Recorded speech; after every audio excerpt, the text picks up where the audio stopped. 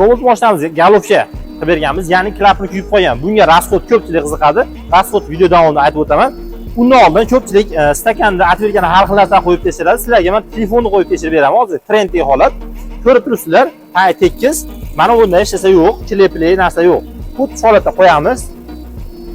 Tushib qolarmikini? Nima deysizlar? Bo'pti, mana sizlar uchun qo'yib beraman.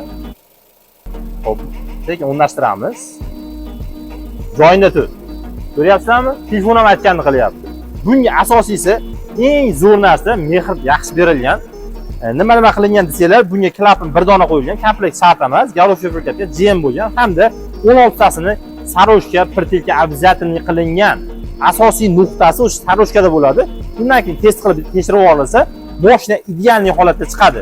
Xullas kalom shu rasxodlar, xizmatlar, hamma narsasi bo'lib 890 ming so'mga mashinamiz tayyor bo'ldi. Akamiz 890 ming beradi, mashinani olib ketadi.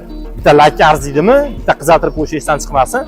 Xullas kimga shunaqa xizmatlar kerak bo'lsa, bemalol aloqaga chiqib kelishlaring mumkin. Bundan ham qiziq, bundan ham zo'r videolar hali oldinda Avtosentrga obuna bo'lib qo'yish esdan chiqmasin.